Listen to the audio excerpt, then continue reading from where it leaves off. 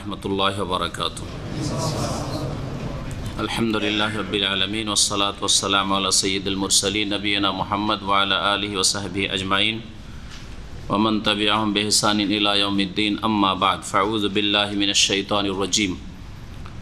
ওয়া ইয়াসআলুনাকা আন যিল কারনাইন কুল সাআতলু আলাইকুম মিনহু যিকরা ইন্না মাক্কান্না লাহু ফিল আরদি ওয়া আতাইনাহু মিন কুল্লি শাইইন সাবাবা ফাআতবা'a সাবাবা حتى إذا بلغ مغرب الشمس وجدها تغرب في عين حمية ووجد عندها قوما قلنا يا ذا القرنين إما أن تعذب وإما أن تتخذ فيهم حسنا قال أما من ظلم فسوف نعذبه ثم يرد إلى ربه فيعذبه عذابا نكرا وأما من آمن وعمل صالحا فله جزاء الحسنى وسنقول له من أمرنا يسرا। সম্মানিত ভাতৃমণ্ডলী, আল্লাহ পাক রব্বুল আলমিনের সমস্ত প্রশংসা যে আল্লাহ পাক আমাদের সৃষ্টি করেছেন এবং আমাদেরকে কোরআনে কারীম দিয়ে হিদায়াত দান করেছেন। বলেন আলহামদুলিল্লাহ। সালাত এবং সালাম নাজিল হুফিয়া নবী মুহাম্মদ রাসূলুল্লাহ সাল্লাল্লাহু আলাইহি ওয়াসাল্লামের প্রতি, যার প্রতি আল্লাহ পাক এই কোরআনে কারীম নাজিল করেছেন, যাকে ওয়াহির দ্বারা অদৃশ্যের গায়বের অনেক কিছুই আল্লাহ পাক জানিয়েছেন এবং তিনি আল্লাহর দ্বীনের সাথে সম্পর্কিত যেসব বিষয়গুলি গায়েব থেকে অদৃশ্য থেকে এসছে ওহির মাধ্যমে তা মানব জাতি পর্যন্ত সুন্দররূপে পৌঁছে দিয়েছেন। তার একটি বিশেষ ঘটনা হচ্ছে, কাহিনী হচ্ছে ইয়াজুজ মাজুজ এবং যিলকারনাইন বা যুলকারনাইনের ঘটনা। আজকের তাফসির হবে সূরাতুল কাহফ থেকে, আর সূরাতুল কাহফের বিশেষ করে শেষ দিকে আয়াত নম্বর 83 থেকে শুরু হচ্ছে যুলকারনাইন শাসকের ঘটনা। এই শাসক, যার উপাধি ছিল যুলকারনাইন, জু মানে বিশিষ্ট বা ওয়ালা, আর কারন মানে হচ্ছে সিং, আর কারনাইন মানে দুই সিং, তাহলে দুই সিং বিশিষ্ট শাসক। এই শাসককে এই নিয়ে তাফসীরকারদের দ্বিমত রয়েছে। আর এই যুলকারনাইনের ঘটনা আরব মুশরিকরা, মক্কার মুশরিকরা জেনে গিয়েছিল ইহুদিদের কাছ থেকে, যা অতীতে ঘটেছে। সেই ঘটনা সম্পর্কে নবী মুহাম্মদ সাল্লাল্লাহু আলাইহি সাল্লামকে জিজ্ঞাসা করতে বলেছিল ইহুদিরা মদিনার, যে তোমরা জিজ্ঞেস করো, যদি সত্যিকার অর্থে নবী তিনি হন তাহলে অবশ্যই বলতে পারবেন, কারণ এই ঘটনা ওহী ছাড়া কেউ বলতে পারে না, নবী ছাড়া কেউ বলতে পারে না। এগুলি আসমানি কিতাবেই শুধু উল্লেখিত হয়েছে। আর যদি নবী না হন তিনি, তাহলে তার অনিষ্ট থেকে তোমরা রক্ষা পেয়ে যাবে। তারা জিজ্ঞাসা করেছিল, উত্তরও পেয়েছিল, কিন্তু আল্লাহ পাক তাদেরকে হেদায়েতের তৌফিক দেননি, কারণ তারা অন্তর খুলে সচেষ্ট হয়নি। মানুষ অন্তরকে খুলে ভালো মন্দ বিবেক বিবেচনা যদি না করে, তাহলে আল্লাহ পাক তৌফিক দেন না, রাস্তাকে সহজ করেন না। রাস্তায় চলতে হয়, তখন আল্লাহ পাক রাস্তাকে সুগম করেন। আর যে ব্যক্তি বলবে হাঁটবই না, চলবো না, উঠবই না, বসেই থাকবো, কখন আল্লাহ পাক তাকে গন্তব্যস্থানে পৌঁছাবেন না। তো এই যুলকারনাইনের ঘটনা এখানে আল্লাহ পাক রব্বুল আলামিন বর্ণনা করেছেন সূরাতুল কাহফ। ওয়াসআলুনাকা আন যিল কারনাইন, হে নবী মুহাম্মদ সাল্লাল্লাহু আলাইহি সাল্লাম, তোমাকে লোকেরা, কুরাইশরা, মুশরিকরা জিজ্ঞেস করে যুলকারনাইন শাসক সম্পর্কে, দুই সিং বিশিষ্ট শাসক সম্পর্কে। কুল, তুমি জানিয়ে দাও তাদেরকে, সাআতলু আলাইকুম মিনহু যিকরা, শীঘ্রই তোমাদের সামনে আমি তার আলোচনা পেশ করব। আতলু মানে পাঠ করে শোনাবো, তালায়াতুলু তিলাওয়াত মাসদারর। এই কোরআনে কারীমকে তিলাওয়াতকে, আবৃত্তিকে বলা হয় তিলাওয়াত করা। আর জিকির মানে হচ্ছে উপদেশ, স্মরণ বা আলোচনা, এইসব অর্থে জিকির এসে থাকে। তো এর আলোচনা তোমাদের সামনে শীঘ্রই আমি পেশ করব, বা নিশ্চয়ই আমি পেশ করব।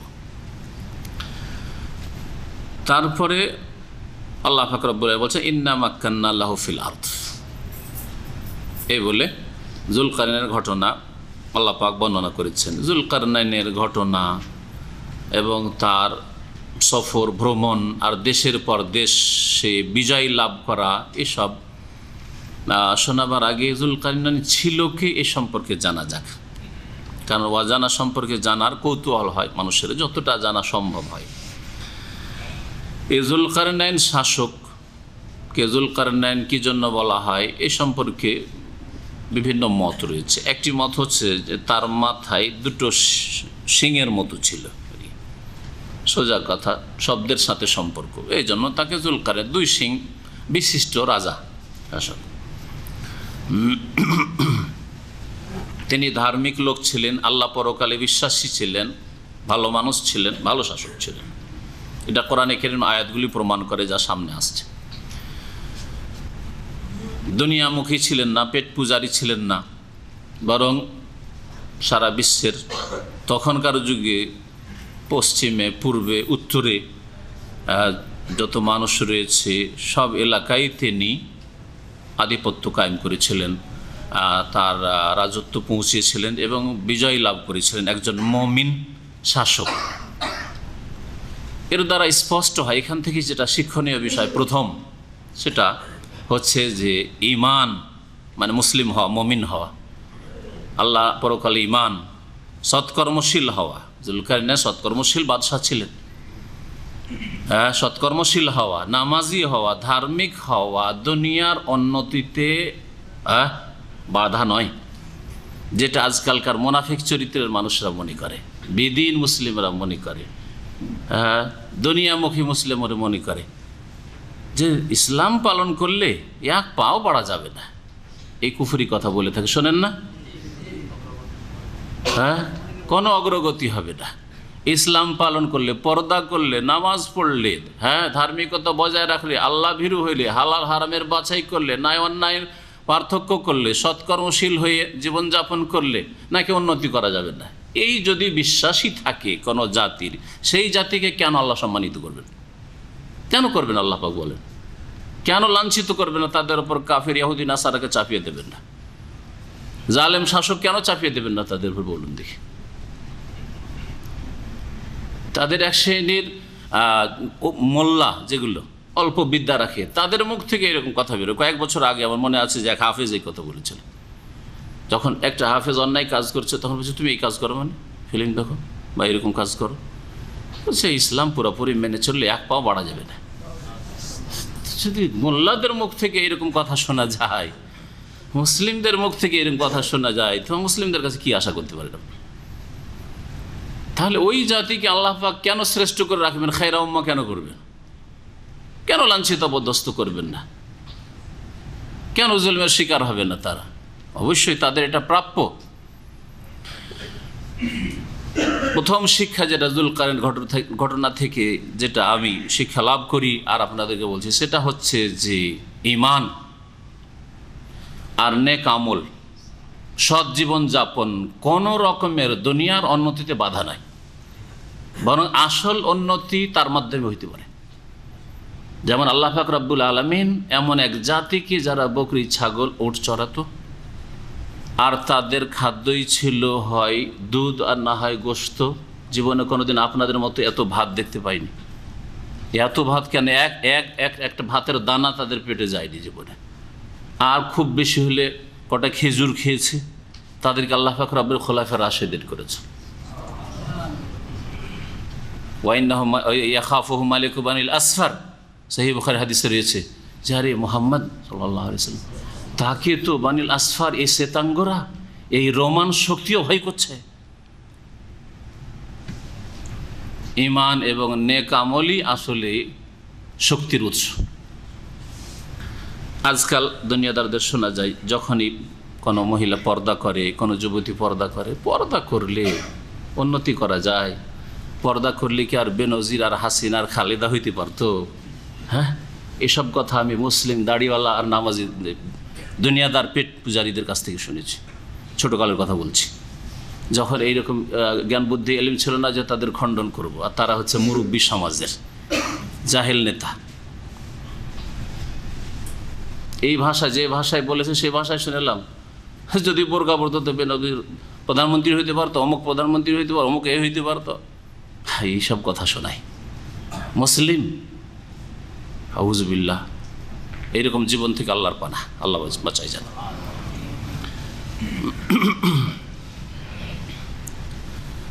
তো এই যুলকারনাইন মুমিন, ধার্মিক, সৎকর্মশীল বাদশা ছিলেন এবং আল্লাহ পাক তাকে এত বিশাল রাজত্ব দিয়েছেন, সেই রাজত্ব হয়তো কেউ পেয়েছে কিনা সন্দেহ, সুলাইমান আলাইহিস সালাম ছাড়া।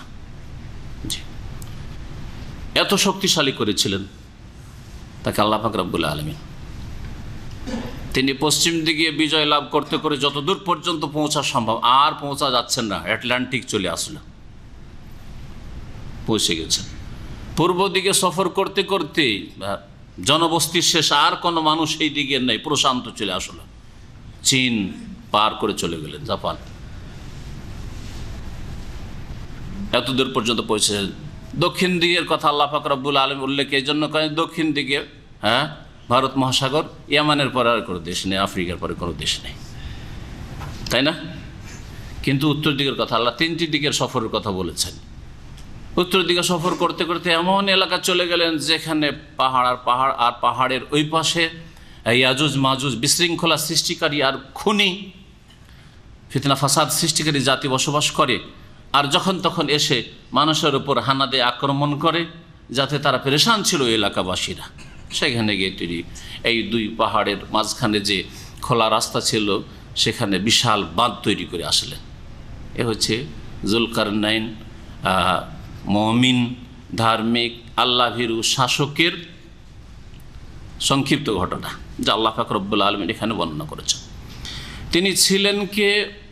যারা পুরাতন মুফাসসিরিন, আগের তাফসীরকারগণ, তাদের মত হচ্ছে যে তিনি ইস্কান্দার রুমি, আরবি ভাষায় ইস্কান্দার বলা হয় বা সিকান্দার বলা হয়, আমাদের দেশের ভাষায় সিকান্দার বলে, তাই না? ইস্কান্দার, দেখেন স্কুল বলছেন না, লিখছেন কিন্তু স্কুল না, ই দিয়ে লিখছেন, কি আই দিয়ে লিখছেন, তো ওই রকমই সেকান্দার, ইস্কান্দার। আর যেটাকে ইংরেজিতে বলা হয় আলেকজান্ডার, রোমান শাসক, বড় প্রভাবশালী শাসক ছিল রোমান, সিকান্দার রুমি বা আলেকজান্ডার, এই রোমান শাসক, তার কথা বলা হয়েছে এই ঘটনা। তাহলে যুলকারনাইন ওই শাসক ছিল। আগের মুফাসসিররা এইরকমই তাফসীর করে গেছেন, কিন্তু নতুন যুগের মুফাসসিররা, মানে পরবর্তীকালের মুফাসসিররা, আজকে থেকে ধরেন 25, 50, 100 বছরের মধ্যে যেসব তাফসীরকাররা এসেছেন, তারা তাদের বিভিন্ন গবেষণা, যে এইরকম শাসক যেই গুণগুলি কোরআনে কারিমে বর্ণনা করা হয়েছে, কোন শাসকের ওপর ফিট হইতে পারে। আল্লাহ বলেন না যে অমুক এলাকার শাসক ছিল, পারস্য দেশে ছিল না, রোমের ছিল না, আরব উপদ্বীপের ছিল, আল্লাহ পাক বলেননি। মোবাইলগুলো সাইলেন্ট করেন, কমপক্ষে আপনারা বন্ধ করেন।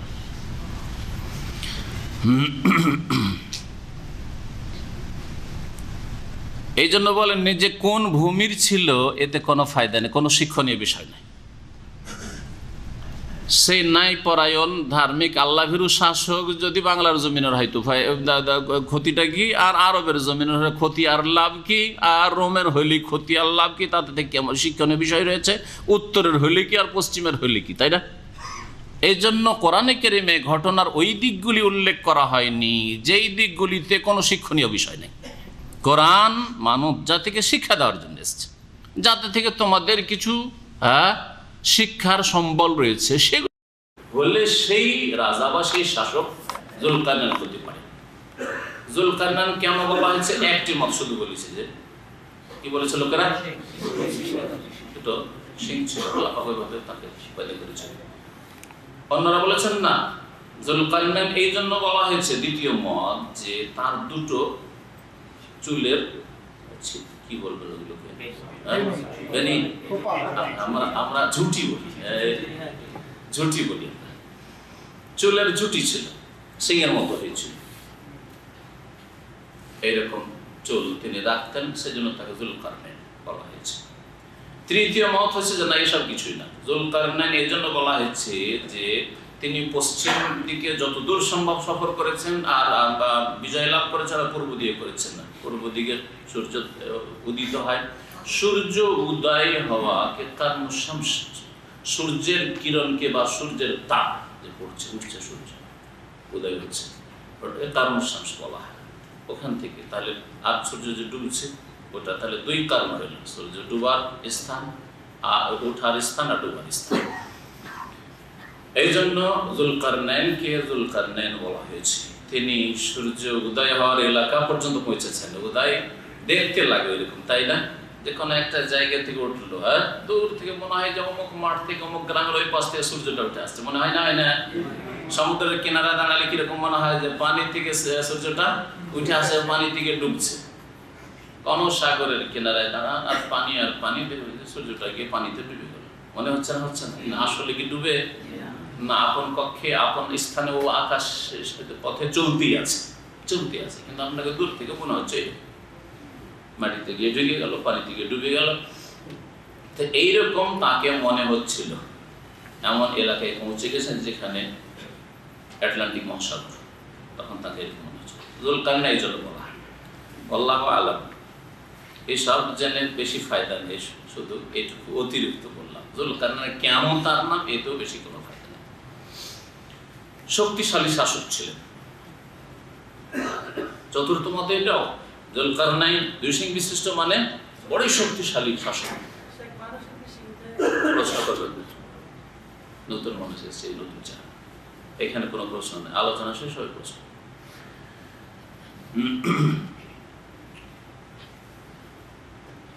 মানুষের কি চুল সাদা হয়ে জন্মায়? যদি কেউ জিজ্ঞেস করে, কি বলবে? জন্মায় না? জন্মায় না। দেখেন এরকম লোক। মানুষ কি আবার 6 আঙ্গুলে জন্মায়? দেখেছেন না? দেখেন। হ্যাঁ, মানুষ কি হাতি নাই টুন্ডা হয়ে জন্মায়? মানুষের একটা পাই নাই, জন্মায়? এই তো আজব প্রশ্ন। আল্লাহ পাক ইয়াফআলু মা ইয়াশা, যেভাবে ইচ্ছা আল্লাহ পাক রব্বুল আলামিন পয়দা করতে পারে। তারপর এটা একটি মত, নিশ্চিত নয়। কতটি মত বললাম? 4টি মত বললাম। হইতে পারে এইটা, হইতে পারে ওইটা, হইতে পারে ওইটা, হইতে পারে ওইটা। আল্লাহ পাক রব্বুল আলামিন বলছেন যুলকারনাইন সম্পর্কে, ইন্না মাক্কান্না লাহু ফিল আরদ, নিঃসন্দেহে আমি তাকে পৃথিবীতে বড়ই শক্তিশালী করেছিলাম, আধিপত্য দান করেছিলাম, প্রতিষ্ঠিত করেছিলাম। আল্লাহ পাক রব্বুল আলামিন ঈমান এবং সৎকর্মশীলের ভিত্তিতে, সৎকর্মশীল হওয়ার ভিত্তিতে আল্লাহ পাক পৃথিবীতে শক্তিশালী করেন। এবং যাদেরকে আল্লাহ পাক শক্তিশালী করেন তাদের যদি মুমিন হয়, তাহলে তার গুণ আল্লাহ লিস্ট বর্ণনা করে সূরা হজ। আল্লাযীনা মাক্কান্নাহুম ফিল আরদি আকামুস সালাতা ওয়া আতাউয যাকাতা ওয়া আমারু বিল মা'রুফ ওয়া নাহাউ আনিল মুনকার। যারা এমন যে আল্লাহ পাক তাদেরকে পৃথিবীতে আধিপত্য দান করেছেন, প্রতিষ্ঠিত করেছেন, শাসক বানিয়েছেন, ক্ষমতা হাতে এসেছে। আকামুস সালাত, মুমিন মুসলিম শাসক, তোমার প্রথম কাজ হচ্ছে নামাজ কায়েম করবে, মসজিদ ইসলামিক প্রতিষ্ঠান কায়েম করবে, ইসলাম প্রচারের কাজ করবে, নামাজ কায়েম করবে। নামাজ কায়েম করা মানে শুধু ব্যক্তি যে নামাজ পড়ায় না, নামাজ হচ্ছে দেশে, নামাজ পড়ছে, নামাজের সময় দোকানপাট কাজকর্ম বন্ধ হচ্ছে। আলহামদুলিল্লাহ, দেখেন সৌদি আরবে আছে কোথাও? আল্লাহ পাক নেতৃত্ব দিলে এটা হচ্ছে তার দায়িত্ব। আকামুস সালাহ, নামাজ কায়েম করে, নামাজের সময় আজান হয়েছে, এখন দোকানপাট কাজকর্ম বন্ধ হয়ে যাবে। ওয়া আতাউয যাকাতা, যাকাত দেবে, যাকাত লোকজনকে দেবে। কে দিচ্ছে না? এত টাকার মালিক, যাকাত যাচ্ছে কোথায়? যাকাত দিচ্ছে না কেন? যাকাত যেন আদায় হয় ঠিকভাবে, খোঁজ খবর রাখবে, নিজেরাও যাকাত দেবে। ওয়া আমারু বিল মা'রুফ, ভালো কাজের নির্দেশ দেবে, ভালো কাজকে বাড়াবে, বৃদ্ধি করবে দেশ থেকে। ওয়া নাহাউ আনিল মুনকার, আর অন্যায় থেকে বাধা সৃষ্টি করবে। অন্যায় কাজ দেশে হতে দেবে না, আর পাপের কাজ হতে দেবে না, আর নেকির কাজ, ভালো কাজকে নিজের জমিনে, নিজের দেশে বাড়াবে। আল্লাহ পাক রব্বুল আলামিন এই মুসলিম শাসকের দায়িত্বভার উল্লেখ করেছেন কোরআনে কারীমে। ওয়া আতাইনাহু মিন কুল্লি শাইইন সাবাবা, এবং তাকে, যুলকারনাইন শাসককে আমি প্রত্যেক জিনিসের বা সব রকমের আমি উপায় উপাদান দিয়েছিলাম। সাবাব এর শাব্দিক অর্থ হচ্ছে রশি। রশি যেমন ফেরাউন বলেছিল যে একটা রশ্মিকে দেখবো কি ফাতালে রায় মুসা, আর মুসা মাবুদকে দেখবো, জাতিকে বেকুব বানাবার জন্য এই কথা বলছে। তো সবাব মানে আরবি ভাষায় রশি হয়। আর রশি মানুষকে কি করে, এখান থেকে ওখানে কোনো কিছু পৌঁছাবার ব্যবস্থা করে। দেখা রশি দিয়ে লটকে ছাদ থেকে কোনো কিছু নামাচ্ছে, উঠাচ্ছে, কূপ থেকে। আগের যুগে তো নলকূপ ছিল না, তখন ওই কুয়া থেকে পানি বালতি দিয়ে পানি উঠাচ্ছে, নামাচ্ছে। উপায় উপকরণ এই জন্য অর্থ করলাম সাবাব মানে। সাবাব মানে এই জন্য কজ, কারণের অর্থে সাবাব শব্দটা ব্যবহার হয় আরবিতে, উর্দুতে। ফাআতবা আসবাবা, তারপরে সে সাজ সরঞ্জাম নিয়ে চললো। আতবা মানে অনুসরণ করা, সাজ চললো অর্থ করলাম। সাবাবা রাস্তা ধরলো, রাস্তায় চললো। এখানে সাবাব মানে দ্বিতীয় সাবাবের তাফসীর করা হয়েছে রাস্তা দিয়ে। তাফসীরকার প্রখ্যাত তাবিঈনরা তাফসীর করেছেন যে সাবাব মানে হচ্ছে এখানে রাস্তা তরিকা। তিনি রাস্তা ধরলেন একটা। প্রথম কোন রাস্তা ধরেছিলেন? পশ্চিম দিকে রাস্তা ধরেছেন। হাত্তা ইযা বালাগা মাগরিবাশ শামস, এমনকি তিনি পৌঁছে গেলেন সূর্য অস্তমিত হওয়ার স্থানে। সূর্য ডুবছে এমন জায়গায়, ওর পরে আর কোনো জনবসতি নেই, মহাসাগর। ওয়াজাদাহা তাগরু ফি আইনিন হামিয়া, সূর্যকে তিনি এমন অবস্থায় দেখতে পেলেন যে যেন অস্তমিত হচ্ছে, ডুবছে। ফি আইনিন, আইন মানে হচ্ছে ঝর্ণা, জলাশয়। এখানে জলাশয়ের শব্দ বলে মহাসাগরকে উদ্দেশ্য করা হয়েছে। সে সূর্য অস্ত হচ্ছে এমন এক জলাশয়ে, যা হামিয়া, যার পানি ছিল ঘোলাটে। হামা বলা হয় কাদাকে। যেমন আদম আলাইহিস সালাম সৃষ্টির ক্ষেত্রে অন্য আয়াতে, এক আয়াত অন্য আয়াতে তাফসীর করে, শব্দেরও তাফসীর করে আর বিষয়বস্তুরও তাফসীর করে। মিন হামাইন মাসনুন, আল্লাহ বলছেন যে আমি সরা কাদা দিয়ে কাকে সৃষ্টি করেছিলাম? মানুষকে সৃষ্টি করেছিলাম। ইন্নী খালিকুম বাশারান মিন সালসালিন মিন হামাইন মাসনুন। হামা, এই হামা থেকে হচ্ছে হামিয়া। তাহলে এমন জলাশয়ে, এমন সাগরে সূর্য যেন ডুবছিল, যে সাগরের পানি ঘোলাটে ছিল, কালো, গভীর পানি হওয়ার কারণে কালো হয়েছিল, ঘোলাটে হয়েছিল, অস্বচ্ছ পানি, আটলান্টিকের পানি। ওয়াজাদা ইনদাহা কওমান, আর সেই এলাকায় এমন এক সম্প্রদায়কে তিনি দেখতে পেলে, ওখানে এক সম্প্রদায় বাস করে। তাহলে প্রাচীন যুগ, এই যুগটা কখন ছিল এটাও যে না ভালো, যত জানবেন দুনিয়া ততই ভালো। যদিও আগে ছিল পরে ছিল, এতে আমাদের এমন কোনো বড় শিক্ষার বিষয় নেই। তবে এই শাসকের ঘটনা, যে শাসকের কথা নতুন মুফাসসিররা উল্লেখ করেছেন, তার যুগ ছিল খ্রিস্টপূর্ব 539, মানে ঈসা আলাইহিস সালামের 539 বছর পূর্বে। এমন এক জাতির এলাকায় চলে গেলেন, সেখানে যখন পৌঁছলেন, কুলনা, আল্লাহ বলছেন আমি তখন বললাম, ইয়াজাল কারনা হেজুল কারনেন, আল্লাহ বলছেন আমি বললাম হেজুল কারনেন। তাহলে কি বুঝায়? আল্লাহর ওহী হচ্ছে তাহলে, তাই না? এই বাহ্যিক বিষয়টিকে সামনে রেখে বা আয়াতকে সামনে রেখে একদল বলেছে যুলকারনাইন নবী ছিলেন, কিন্তু যুলকারনাইন নবী হওয়ার কোনো প্রমাণ নেই ছাড়া, এই অস্পষ্ট কথা ছাড়া। আর অস্পষ্ট কোনো কিছু দিয়ে কারো নবুয়ত, নবী হওয়া প্রমাণ করা যায় না। এই জন্য এই মতটি ঠিক নয়। তাহলে আল্লাহ যে বললেন ওকে যে হে যুলকারনাইন, ইম্মান তুআযিবা, এই জাতিকে হয় শাস্তি দাও, ওয়া ইম্মান তাত্তাখিযা ফীহিম হুসনা, অথবা এই জাতির সাথে সদাচরণ করো, ভালো ব্যবহার করো, নম্রতা অবলম্বন করো, তোমার ইচ্ছা, তোমাকে আমি ইখতিয়ার দিয়েছি। এর মানে কি? আরেকদল বলছেন ওই যুগে নবী ছিল, আর আগের যুগে এক এক এলাকার এক এক নবী এসেছেন। ওয়া মিন উম্মাতিন ইল্লা খালা ফিহা নাযীর, এমন কোন জাতি আসেনি যে জাতিতে নবী আসেনি। হ্যাঁ, অসংখ্য নবীর নাম আল্লাহ পাক রব্বুল উল্লেখ করেননি, তাদের কাহিনী আল্লাহ পাক বর্ণনা করেননি। তো নবীর মাধ্যমে আল্লাহ জানিয়ে দিয়েছেন, নবীর প্রতি ওহী হলো, আর নবী জানিয়ে দিলেন এই শাসককে যে দেখেন আপনি এদেরকে যে এলাকায় পৌঁছেছেন বিজয় লাভ করতে করতে, আপনি এদেরকে শাস্তি দিতে পারেন তাদের অপরাধের কারণে, কারণ এরা কাফের, অবাধ্য আর মুশরিক, বহুত্ববাদী। অথবা এদের সাথে সদাই ব্যবহার করতে পারেন। এদের মধ্যে আপনার ইচ্ছা, যারা সৎকর্মশীল হয়ে যাবে, তওবা করবে, ঈমান নিয়ে আসবে, তার উদ্দেশ্য ছিল ইসলামের, ঈমানের দাওয়াত দেওয়া, আল্লাহর একত্রের দাওয়াত দেওয়া, তা এই বিজয়ের মাধ্যমে। এটা একজন মুমিন শাসকের চিন্তা হওয়া উচিত। আর তৃতীয় ব্যাখ্যা হচ্ছে যে তিনি নবী ছিলেন না, আর তার যুগে কোনো নবীর উপর এরকম ওহী করা হয়নি, বরং একজন মানুষ যখন কোনো কিছুর উপর ক্ষমতাবান হয়ে যায় তখন তার মনে কিছু কথার উদ্রেক হয়। ভালো কথার উদ্রেক হওয়াটা যেন আল্লাহ পাকের পক্ষ থেকে ইলহাম শুরু। ইলহাম মানে না যে রাস্তা দিয়ে দুনিয়ার সব জেনে কাশ পেয়ে যাবে, এইসব বিদাতিদের বন্ডদের কথা, এই বন্ডপীরদের কথা, বুঝতে পেরেছেন? কিন্তু মনে ভালো কথার খেয়াল হওয়া যে এদের সাথে আচরণটা কি করতে পারি, আমি এই এলাকায় বিজয় লাভ করলাম, এদের সাথে আচরণটা কি করতে পারি। একজন সুস্থ মস্তিষ্কের মানুষ, ধার্মিক মানুষ, আল্লাহ ভীরু মানুষ, পরকাল সম্পর্কে চিন্তাশীল মানুষ ভালো কল্যাণের ইচ্ছা করবে। তার মনে খেয়াল আসলো যে আমি এখন ইচ্ছা করলে তো শাস্তি দিতে পারি তাদের অপরাধের কারণে, শিরক কুফরির কারণে, আর ইচ্ছা করলে আমি এদের সাথে ভালো ব্যবহার করতে পারি। কালা তিনি বললেন, তখন মনে এই কথাগুলি ঘুরছে, একজন শাসকের, বিজয়ী শাসকের মনে এইসব কথা ঘুরছে যে কি করবো আমি।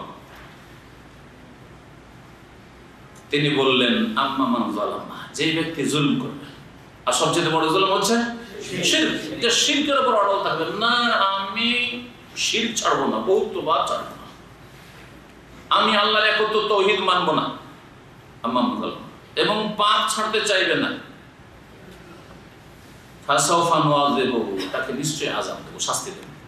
সুম্মা ইউরাদ্দু ইলা রাব্বি, আমার আযাব শাস্তি শেষ নাই, অতঃপর তাদেরকে ফিরিয়ে নেওয়া হবে তাদের রবের কাছে, আল্লাহর কাছে যেতে হবে। সকলকে, সৎ লোককেও যেতে হবে, অসৎকেও যেতে হবে, জালেমকেও যেতে হবে, মাজলুমকেও যেতে হবে, ভালো মানুষকেও যেতে হবে, মন্দেরকেও যেতে হবে, যা করবেন যেতে হবে আল্লাহর কাছে। ফায়ুআযিবু আযাবান নুকরা, দুনিয়ার আযাবে না, আমি তো দিলাম শাস্তি, কিন্তু আল্লাহ পাক রব্বুল আলামিন তাদেরকে কি করবেন, যে ব্যক্তি জালেম হবে, জুলম করবে, অন্যায় করবে, শিরক করবে, কুফরি করে মরবে, তাদেরকে আল্লাহ পাক রব্বুল আলামিন কঠোর শাস্তি দেবেন। নকরান মানে এখানে কঠোর, শাদীদ, কঠোর শাস্তি দেবেন। ওয়া আম্মা মান আমানা, পক্ষান্তরে যে ব্যক্তি বিশ্বাসী হবে, ঈমান নিয়ে আসবে, ওয়া আমিলা সালিহান, এবং সৎকর্ম করে প্রমাণ করে দেবে যে দেখো আমার অন্তরে বিশ্বাস আছে, আল্লাহ পরকালে, তাই তো ভালো কাজ করছে, আমাকে নামাজ পড়ার জন্য বলতে হয় না, আমাকে রমজান আসছে, রোজা কোন দিক থেকে শুরু হবে, আর কখন রোজা রাখতে, কিভাবে রোজা রাখতে হবে, আমাকে ওইসব বলতে হয় না, স্মরণ করে এটা নিজেই চলুন। পয়সা আছে, যাকাত দিতে হবে, বছর পুরা হয়ে গেছে, কাউকে বলতে হয় না। পর্দা করতে হবে, কাউকে বলতে হয় না যে স্বামীর চাপ হইলে পর্দা করব, বাপের চাপ থাকলে পর্দা করব, আর না হইলে করবো না। যে ব্যক্তি ঈমানদার, সে সৎকর্মশীল হবে, এটা হচ্ছে তার বহিঃপ্রকাশ ঈমানের। অন্তরে ঈমানের দাবিদার, নামাজেই পাওয়া যায় না, বলছেন তো মুসলিম, কি বলেন আপনি, আমি তো মুসলিম, কিসের মুসলিম, প্রমাণ কোথায় আপনার কাছে? প্রথম প্রমাণ, যেটা প্রমাণ বলা হয়েছে নবী করিম সাল্লাল্লাহু আলাইহি ওয়াসাল্লাম হাদিসে, সেটা হচ্ছে সালাত, নামাজ।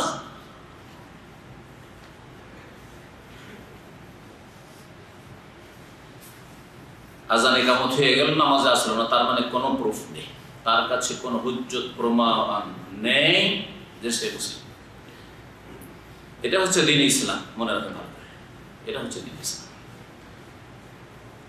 যেই ব্যক্তি ঈমানদার হয়ে সৎকর্মশীল হবে, ফালাহু জাযাআনিল হুসনা, তার জন্য উত্তম প্রতিদান রয়েছে, ওয়া সানাকুলু লাহু মিন আমরিনা ইউসরা, আর আমাদের কাজকর্মে, আমাদের এই শাসন ব্যবস্থায় তাদেরকে সহজ কথা বলুন, তাদের যেমন সুখ শান্তির ব্যবস্থা করে দিই, দেশ বিজয় করেছে, সুখ শান্তির ব্যবস্থা করে দেব। সুম্মা আতবা আসা, পশ্চিম দিকের সফর শেষ হল, অতঃপর আর এক রাস্তায় চললেন, ধরলেন, হাত্তা ইযা বালাগা মাতলিয়া শামস, এমনকি পৌঁছে গেলেন সূর্য উদয় হওয়ার এলাকায়। মাতলিয়া, সূর্য উদয় হওয়ার স্থান। ওয়াজাদাহা তাতলু আলা কওমিন, দেখলেন যে সেই সূর্য উদয় হচ্ছে এমন এক সম্প্রদায়ের এলাকা হয়ে, লাম নাজআল লাহুম মিন দুনিহা সিতরা, তাদের জন্য সূর্য থেকে বাঁচার কোনো আর পর্দার ব্যবস্থা আমি করিনি, আল্লাহ বলছেন। তার মানে তারা বাড়ি ঘর বানাতো না, বানাতে জানতো না, বাস করতো না। তাদের এলাকায় ঘন গাছপালা ছিল না যে গাছের ছায়া পাবে, রৌদ্রে বসবাস, বাড়িঘর নেই, গাছপালা নেই। তাদের শরীরে কাপড় হইতো না, কাপড় পরা জানতো না, অসভ্য জাতি ছিল, উলঙ্গ জাতি। সূর্যের মাঝে আর তাদের শরীরের মাঝে কোন রকমের ছিদ্র, পর্দা আর ছিল না। এই জাতি মানুষই ছিল এরকম। ওই এলাকায় পৌঁছে গেলেন, পূর্ব দিকে সফর করতে করতে এই যুলকারনাইন মুমিন শাসক।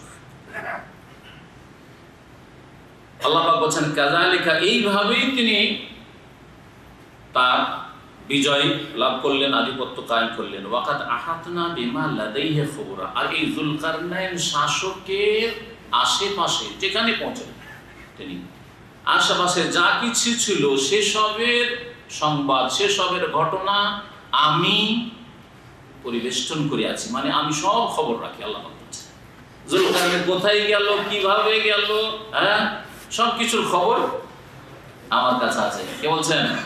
আল্লাহ পাক বলছেন আল্লাহ সবকিছু জানছে, কে কোন অন্তর নিয়ে, নিয়ত নিয়ে, কোন অবস্থায়, কি উদ্দেশ্যে ভ্রমণ করলো, বিজয় লাভ করলো, আধিপত্য কায়েম করলো, শক্তিশালী হলো, আল্লাহ পাক সব জানছেন। সুম্মা আতবা সাহাবা, তৃতীয়বার তিনি রাস্তা ধরলেন। হাত্তা ইযা বালাগা বাইনাস সাদ্দাইন, এমনকি পৌঁছে গেলেন দুই পর্বতের মাঝখানে। দুই পর্বতের মাঝে উত্তর দিকে সফর শুরু করলেন। রাশিয়া, সোভিয়েত ইউনিয়ন যেটাকে বলা হয়তো আগে, মস্কো, ওই দিকটা উত্তর দিকে সফর করতে করতে দূর দূরান্ত পর্যন্ত পৌঁছে গেলেন। আল্লাহ পাক বলছেন ওয়াজাদা মিন দুনিহিমা কওমান, ওই দুই পাহাড়ের আশেপাশে এমন এক জাতিকে বসবাসরত পেলেন, লা ইয়াকাদুনা ইয়াফকাহুনা কাওলা, তারা কোনো কথা বুঝতেই পারছিল না। তাদেরকে কোনো কথা বোঝানো, ভাষা বোঝানোই বড়ই কষ্টকর হয়ে উঠছিল। যুলকারনাইন শাসক এবং তার সেনাবাহিনীদের ভাষা আর ওই এলাকার লোকের ভাষায় এত ভিন্নতাতে কোনো কথা বোঝানো যাচ্ছে। তারপরে তাদের সাথে কথোপকথন হইল, হয় কোনো অনুবাদকের মাধ্যমে, তাফসীর কারণ যেমন বলেছেন, অথবা যুলকারনাইন বাদশাহকে আল্লাহ পাক যে শক্তিশালী করেছিলেন, বড়ই ক্ষমতা দিয়ে, তার একটা ছিল বিভিন্ন ভাষার জ্ঞান। তো অন্যরা তাদের কোনো কথাই বুঝতে পারছেন না, অন্যরা যে সাথী সঙ্গীরা আছে, মুজাহিদিনরা, যোদ্ধারা আছে, কিন্তু যুলকারনাইন তাদের কথা খুব কষ্টে বুঝছিলেন, কথা বলতে পারছে না। এত অসভ্য জাতি, যারা সভ্যতার কাছে আসেনি, বা তাদের ভাষা খুব জটিল, যেমন ভাষা চীনের ভাষা, রাশিয়ার ভাষা, যারা শুনেছেন হয়তো মদিনা ইউনিভার্সিটিতে যারা থেকেছে, এইসব ভাষা কোন দেশের কি ভাষা শুনেছে, 120 থেকে 40-50টি দেশের ছেলেরা পড়াশোনা করে। আমাদের যে 120 দেশের ছেলে এখন অনেক বেড়ে গেছে।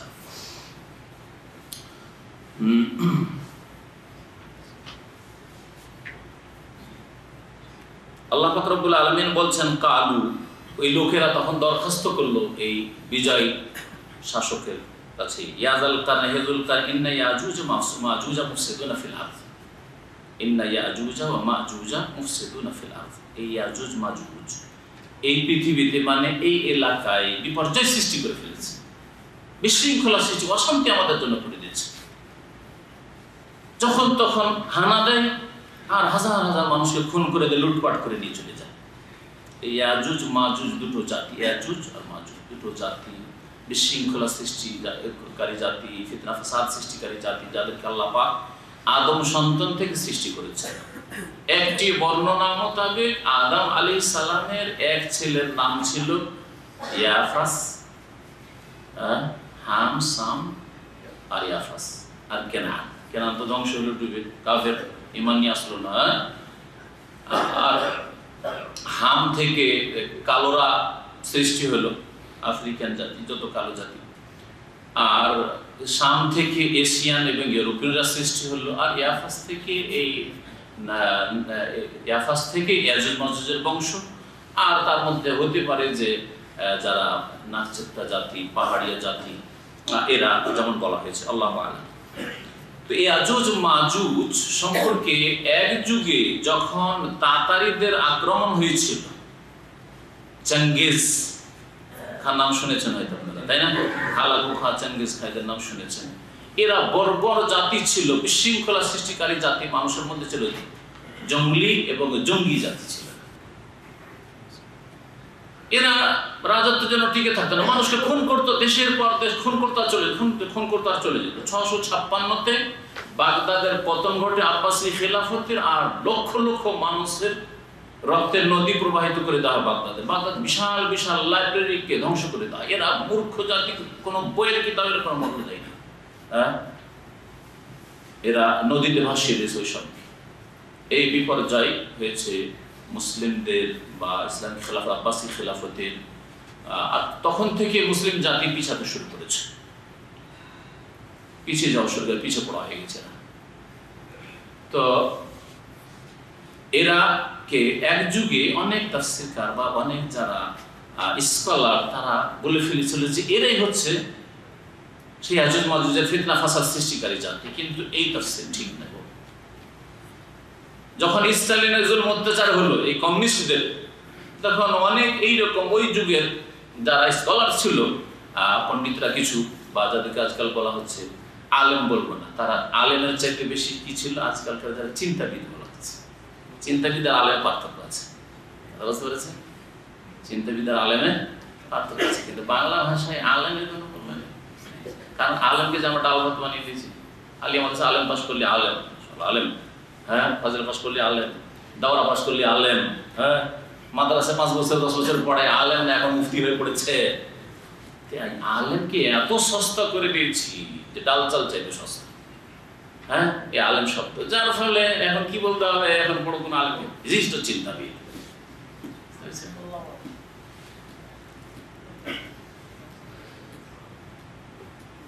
তো যারা এই ধরনের চিন্তাবিদ, তারা কোরআন এবং হাদিস চর্চার চাইতে বেশি ওই যুক্তিকে অনেক সময় প্রাধান্য দিয়েছে, পার্থক্য, যার ফলে তারা অনেক সময় ভুল কথা বলেছে, আকীদার ক্ষেত্রে ভুল করেছে। এরকম বেশ কিছু স্কলার আছে যারা ইসলামের খেদমত বেশ কিছু করেছে, কিন্তু তারা ভুলও করেছে।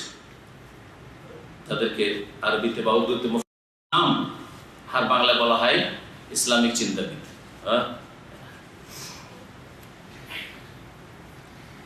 তো এই ধরনের কিছু চিন্তাবিদরা এককালে কমিউনিস্টদেরকে বলেছিল যে ইয়াজুজ মাজুজ, লক্ষ লক্ষ লোককে খুন করে, হ্যাঁ, রক্তাক্ত বিপ্লব, এই সোভিয়েত ইউনিয়নের বিপ্লব, কমিউনিস্টদের বিপ্লব, এটাই হচ্ছে ইয়াজুজ মাজুজ। এটাও আর ওই তার আগের যুগে যে বললাম যে হালাকু খান, চেঙ্গিজ খান, ওদের যে জুলম অত্যাচার আর বর্বরতা, ওদেরকে ইয়াজুজ মাজুজ এককালে বলেছিল। এইরকম আরো তো ঘটনা ঘটতে পারে, বাকি আছে সময় পৃথিবী, হলো যে এরাই হয়তো ইয়াজুজ মাজুজ। ইয়াজুজ মাজুজ বিশেষ একটা জাতি যাদেরকে আল্লাহ পাক সৃষ্টি করেছেন, আর তারাই অধিকাংশ জাহান্নামী হবে, তারাই অধিকাংশ জাহান্নামী হবে। যেমন একটি সহিহ হাদিস দ্বারা প্রমাণিত যে ওদের সংখ্যা হবে 999 জন, আর তোমাদের সংখ্যা হবে 1 জন। ওরা আদম সন্তানী, বরাবর ফিতনা ফাসাদ সৃষ্টিকারী, কাফের, মুশরিক। তো এই ইয়াজুজ মাজুজ ওই এলাকায় পাহাড়ের ওপাশ থেকে এসে এই এলাকায় যে মানুষরা বসবাস করতো, এলাকায় লুটতারাজ করত। তারা অভিযোগ করলো ইন্না ইয়াজুজ ওয়া মাজুজ মুফসিদুনা ফিল আরদ, ইয়াজুজ মাজুজ এই এলাকায় বিপর্যয় সৃষ্টি করে ফেলেছে। ফাহাল নাজআলুকা খারাজান, আপনাকে আমরা পারিশ্রমিক দেব অথবা আপনাকে কর দেব। কারণ শাসক যখন তখন পারিশ্রমিক খারজ, কর ট্যাক্সকে বলা হয় আর পারিশ্রমিককে বলা হয় আজরান। এখানে করের অর্থ করেন আপনাকে আমরা কর দেব, জনসাধারণ, আপনি শাসক, এই এলাকায় আপনি বিজয়ী হয়েছেন, আপনাকে কর দেব। আলা আনতাজ আলা বাইনানা ওয়া বাইনাহুম সাদ্দা, যে আপনি আমাদের মাঝে আর এই ইয়াজুজ মাজুজ বিশৃঙ্খলা সৃষ্টিকারী খুনি, হ্যাঁ, দের মাঝে আপনি একটা বাঁধ তৈরি, প্রাচীর তৈরি করে দেবেন। কালা মা মাক্কান্নি ফীহি রাব্বি খায়রুন, আমার রব আল্লাহ পাক রব্বুল আলামিন যে আমাকে শক্তি দান করেছেন তা আমার জন্য কল্যাণকর, তোমাদের 2-4 পয়সার কর চাই না, এই কর চাই না। এটা কে বলতে পারে? একজন মুমিন, সৎকর্মশীল বাদশা, পরকাল সম্পর্কে চিন্তাশীল। পেট পূজারি বলবে, হ্যাঁ, গদির পাগল মরিয়া বলবে, নাকি বলবে আল্লাহ ভীরু, হ্যাঁ, আখিরাত মুখী, দুনিয়ামুখী নয়, দুনিয়া কামড়ে ধরতে চায় না, আখিরাত সুন্দর করতে চায়, তার মুখ দিয়ে বেরোতে পারে, তাই না? যেমন সুলাইমান আলাইহিস সালাম বলেছিলেন, বিলকিস যখন, এই ঘটনা সূরার নামে তাফসীরে আমি বলেছি, তাই না, যে বিলকিস যখন বেশ কিছু উপঢৌকন পাঠিয়েছিল, হাদিয়া তোহফা পাঠিয়েছিল, তখন সুলাইমান আলাইহিস সালাম কি বলেছিলেন ওই সব দূতদেরকে, যারা নিয়ে এসেছিল উপঢৌকন, আর তুমি দুনানি বিমাল, আমাকে শক্তিশালী তোমরা করতে এসেছো তোমাদের ধন সম্পদে, ফামা আতানি আল্লাহু খায়রুম মিম্মা আতাক, তোমাদের কাছে যে সব ধন আছে তার চেয়ে অনেক ভালো আল্লাহ আমাকে দিয়েছে। আর সেম কথা সুলাইমান আলাইহিস সালাম যে কথা বলেছে শক্তিশালী শাসক এবং নবী, সেই কথাই বলছেন এই যুলকারনাইন। এর হচ্ছে মুমিন শাসকের লক্ষ্য উদ্দেশ্য। সুবহানাল্লাহ, কি বলছেন, মা মাক্কান্নি ফিহি রাব্বি খায়র, অথচ ওই এলাকায় লাখ লাখ মানুষ বাস করে, তারা যা করছে ঠিক আছে, তোমাদের সুরক্ষার ব্যবস্থা করে দিবে, ইয়াজুজ মাজুজের লুট তারাজ থেকে তোমরা বেঁচে যাবে, আর কত লোকের যে প্রাণ নাশ হচ্ছে তা থেকে তোমরা রক্ষা পাবে, কিন্তু তোমাদের এত টাকা করে কর লাগবে, সব রাজি হয়ে যেত, তাই না? সব কথাই মেনে নিত। মা মাক্কান্নি ফিহি রাব্বি, আমার রব আল্লাহ পাক যে শক্তিশালী আমাকে দান করেছেন, যে প্রতিষ্ঠিত করেছেন, তাই আমার জন্য খায়র, কল্যাণকর, মঙ্গলময়।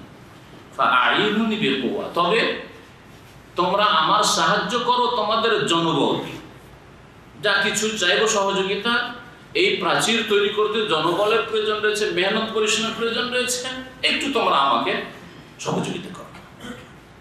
আজআল বাইনাকুম ওয়া বাইনাহুম রাদমা, তোমাদের মাঝে আর ইয়াজুজ মাজুজদের মাঝে আমি একটা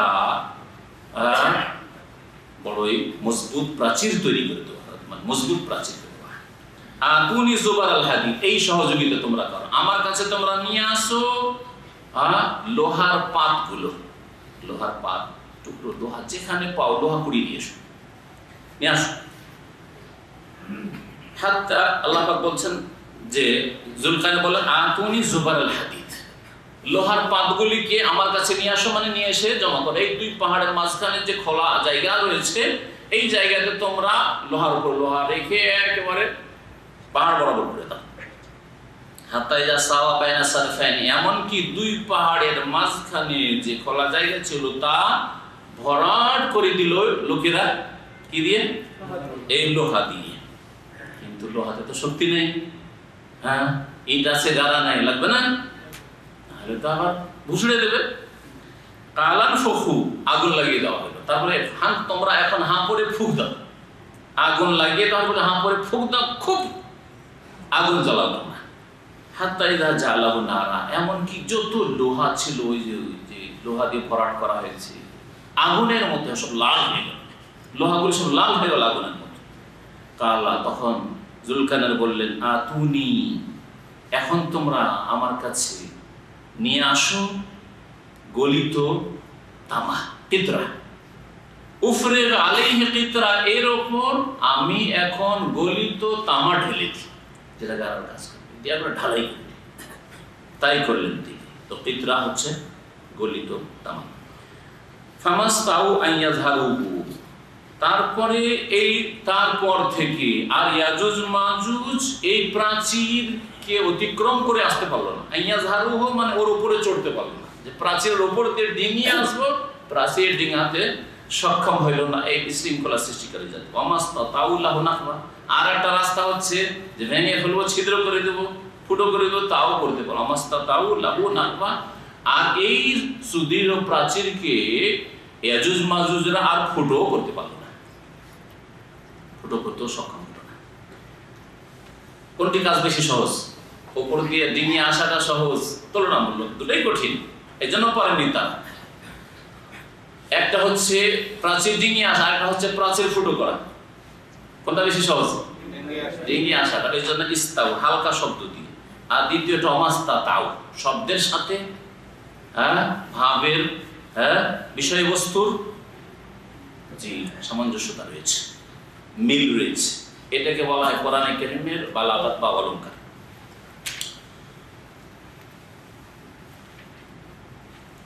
কালা হাযা রাহমাতুম মির রাব্বি, আলহামদুলিল্লাহ, যখন প্রাচীর তৈরি হয়ে গেল আর এলাকাকে সুরক্ষিত করে দিতে পারলেন যুলকারনাইন, খুশি।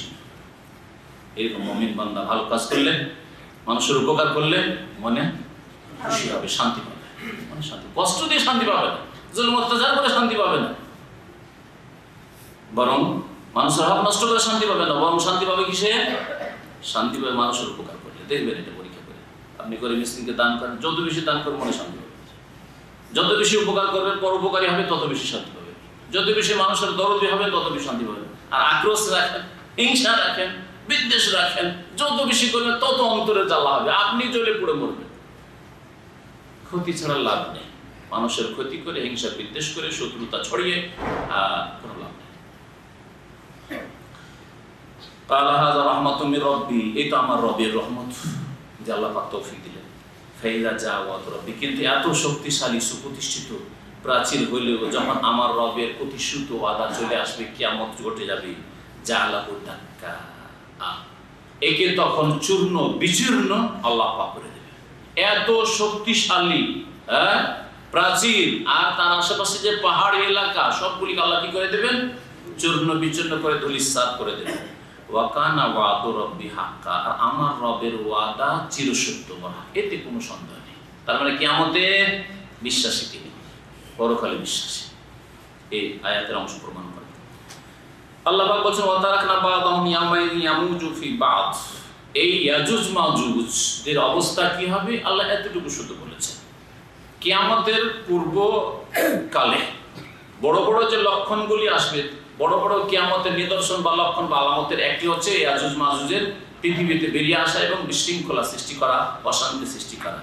আল্লাহ বলছেন এদেরকে ছেড়ে দেব, ওয়া তারাকনা বা'দাহুম, এই ইয়াজুজ মাজুজদেরকে ছেড়ে দেব, তারা বা'দাহুম ইয়াউমাইযিন ইয়ামুজু ফি বা'দ, তাদের একে অপরের ওপর তরঙ্গ মালার মতো লাফিয়ে পড়বে।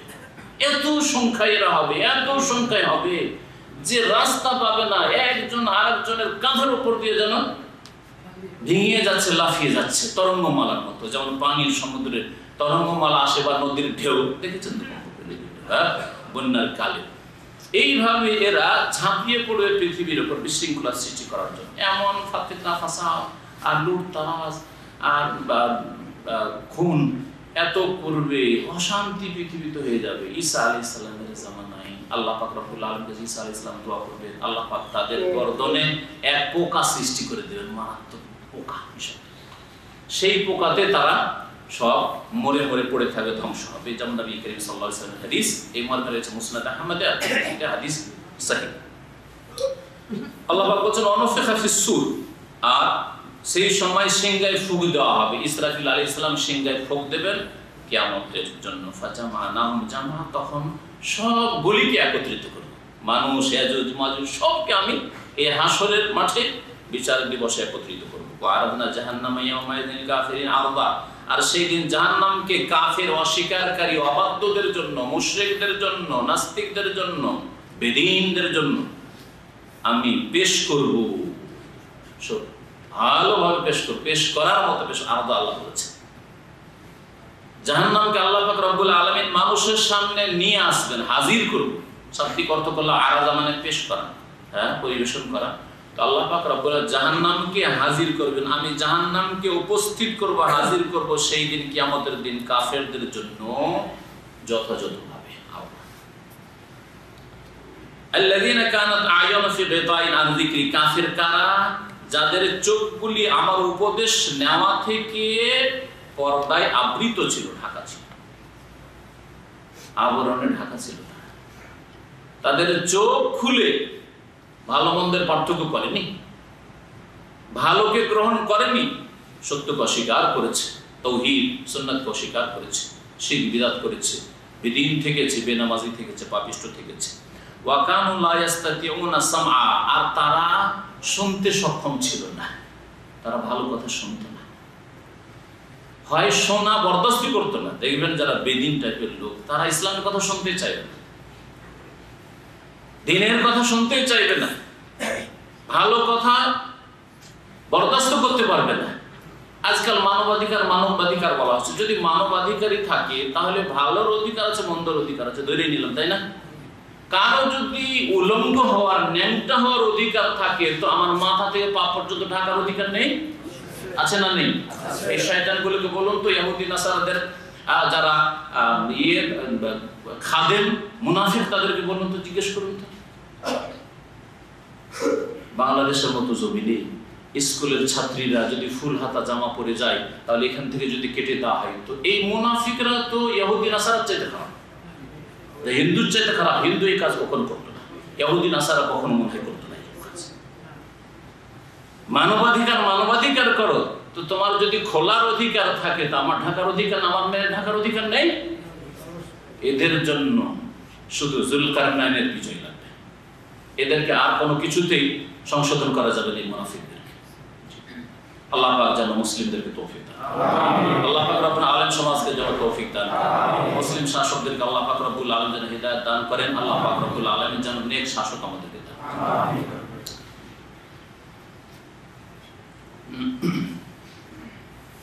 ওয়াকানু লা ইস্তাতিউনা সামা, এরা ভালো কথা শুনতেই পারতো না, ভালো লেবাস দেখতেই পারতো না, শালীনতা বরদাস্ত করতে পারতো না, হিজাব পর্দা বোরকা বরদাস্ত করতে পারতো। ওয়াকানু লা ইস্তাতিউনা সামা, কোরআন হাদিসের কথা ইসলামের কথা শুনতে চায় না। যারা শিরক বিদআত করে কোরআন হাদিস তাওহীদের কথা শুনতেই চায় না। এজন্য বিদআতীদের কি ফজিলত খুব শোনান, ফজিলত খুব শোনান, কিন্তু যখনই তাওহীদের কথা বলে নাক সিটকাতে শুরু, সুন্নাতের কথা যদি বলে তো নাক সিটকাতে শুরু। ওয়াকানু লা ইস্তাতিউনা সামা, এরা শোনাই বরদাস্ত করতো না। আফাহাসাবাল্লাযীনা কাফারু, আল্লাহ পাক বলছেন কাফেররা কি এই ধারণা করেছে, মুনাফিক কাফের যারা আকীদার মুনাফিক, মুশরিক, নাস্তিক, অস্বীকারী কাফের, আফাহাসাবাল্লাযীনা কাফারু, কাফেররা কি এই ধারণা করেছে আইয়াত্তাখিযু ইবাদি মিন দুনি আউলিয়া, যে তারা আমাকে বাদ দিয়ে আমার বান্দাদেরকে অভিভাবক, পৃষ্ঠপোষক, উপাস্য গ্রহণ করবে, তাদের বিধান মানবে, তাদের পূজা করবে, তাদের সেজদা করবে, এই কবর মাজারে সেজদা করবে, প্রতিমা পুতুলকে সেজদা করবে, মানবোচিত বিধানকে সেজদা করবে, কোরআনকে উপেক্ষা করবে। আইয়াত্তাখিযু ইবাদি মিন দুনি আউলিয়া ইন্না আ'তাদনা জাহান্নামা লিল কাফিরিনা নুজুলা, নিশ্চয় আমি জাহান্নামকে কাফের অস্বীকারী যারা এরকম তাদের জন্য নুজুলা মেহমানখানা বানিয়েছি। জাহান্নাম এদের মেহমানখানা, নুজুলা মানে মেহমানখানা। মানুষ যেখানে অবতরণ করে, নাজালা ইয়ানজিলু মানে অবতরণ করা, ওখান থেকে নুজুলা মেহমানখানা, যেখানে আতিথ্য হয়ে থাকে। কুল হাল নুনাব্বিউকুম বিল আখসারিন আমালা, হে নবী তোমাকে জানি, তোমার কুল নবী, হে নবী তুমি বলো, কুল হাল নুনাব্বিউকুম বিল আখসারিন আমালা, মানুষকে জানিয়ে দাও তোমাদেরকে কি আমি জানিয়ে দেব আমলের দিক থেকে, কর্মের দিক থেকে কারা অধিক ক্ষতিগ্রস্ত তাদের সম্পর্কে। কাজ করেও, মেহনত করেও, পরিশ্রম করেও তারা ক্ষতিগ্রস্ত, লস করেছে, এইরকম লোক সম্পর্কে জানিয়ে দেব যারা ধর্ম করেছে কিন্তু ভুল ধর্ম করেছে, মুক্তির পথ খুঁজেছে কিন্তু সত্য পথ পায়নি, মনে করেছে ওইগুলোই হচ্ছে মুক্তির পথ। এই আয়াতের আওতাভুক্ত যেমন ইহুদিজম, খ্রিস্টানিজম, মানবোচিত বিধান, আর যেগুলিতে মনে করছে আমরা সংস্কারমূলক কাজ করছি, বুদ্ধিজম, হিন্দুইজম, যত বাতিল দুনিয়া হইতে পারে, সমাজবাদ, পুঁজিবাদ, মার্ক্সবাদ, যত বাদ রয়েছে সবগুলি। আর ইসলাম ধর্মের নামে যারা শিরক বিদআত করে তারাও সামিল। সবাই বলে যে আমরা যে পথে আছি এটা তো ভালো পথ, আমরা তো ধর্মকর্ম করছি, আমরা তো নেকির কাজ করছি, কবর মাজার ওলিয়া উলিয়ার শান বাড়াচ্ছি, আমরা ওলিয়া উলিয়ার খেদমত করছি, কবর মাজার গম্বুজ বানিয়ে আর সাজিয়ে আর ফুল চড়িয়ে চাদর চড়িয়ে, মিলাদুন নবী করে নবী সাল্লাল্লাহু আলাইহি ওয়াসাল্লামের প্রেম, ইশকে রাসূলের প্রমাণ দিচ্ছি। এই শবে বরাতে হালুয়া রুটি নিজেই শুধু খাই না, গ্রামের গরিব দুঃখীকে খাওয়াচ্ছি। সবগুলি যত ভ্রান্ত পথ রয়েছে আর এই ভ্রান্ত পথের পথিকরা রয়েছে, মুসলিম উম্মার ধর্মের নামে যারা শিরক বিদআত করছে তারাও শামিল, আর যারা দ্বীন ইসলাম পায়নি, কারণ আল্লাহ পাকের দ্বীন হচ্ছে একটি, ইন্নাদ দীনা ইনদাল্লাহিল ইসলাম, রাস্তা একটা। আল্লাহ পাকের জান্নাতে যাওয়ার জন্য রাস্তা হচ্ছে একটা, তাওহীদ এবং সুন্নাত, আল্লাহ পাকের একত্ব। আর তরিকা যুগে যুগে যে নবীরা এসেছেন তাদের তরিকা, আর নবী শেষ নবী মুহাম্মদ সাল্লাল্লাহু আলাইহি ওয়াসাল্লাম চলে আসার মুহাম্মদ রাসূলুল্লাহ সাল্লাল্লাহু আলাইহি ওয়াসাল্লামের তরিকায় জীবন যাপন করা, মুরব্বিদের তরিকা চলবে। নবী সাল্লাল্লাহু আলাইহি ওয়াসাল্লাম না করলে কি হবে? কাজটা তো ভালো, মিলাদ করার পর মন্দ কাজ হবে, হ্যাঁ, নবী সাল্লাল্লাহু আলাইহি ওয়াসাল্লাম খোলাফায়ে রাশিদিনরা করেননি, কিন্তু এটা তো বিদআতে হাসান। নেকির আশাই তো করছি, ভালো কাজই তো করছি, মন্দ কাজ করেছি, চুরি ডাকাতি করেছি, রাজধানী করেছি নাকি, এইসব কথা বলে বিদআতিরা। তাদের সম্পর্কে আল্লাহ বলছেন, কুল হাল নুনাব্বিউকুম বিল আখসারিনা আমালা, হে নবী জানিয়ে দাও তুমি, তোমাদেরকে বলে দেব কি আমলের দিক থেকে কারা বেশি ক্ষতিগ্রস্ত। আল্লাযীনা দাল্লা সাইয়ুহুম ফিল হায়াতিদ দুনিয়া, যাদের মেহনত পার্থিব জগতে কি হয়েছে, ভ্রান্ত পথ হয়েছে। দাল্লা রাস্তা হারিয়ে ফেলেছে, সাইয়ুহুম তাদের মেহনত পরিশ্রম, ফিল হায়াতিদ দুনিয়া পার্থিব জগতে, দুনিয়ায় ইহকালে কাজ করেছে, কর্ম করেছে, কিন্তু ভুল পথে করেছে। ওয়াহুম ইয়াহসাবুনা আন্নাহুম ইউহসিনুনা সুন্নাহ, কিন্তু তাদের ধারণা ছিল যে ভালো কাজ করে যাচ্ছে না। চোর চুরি করে ভালো কাজ মনে করে, ডাকাত ডাকাতি করে, মদখোর মদ খায় ভালো কাজ মনে করে না।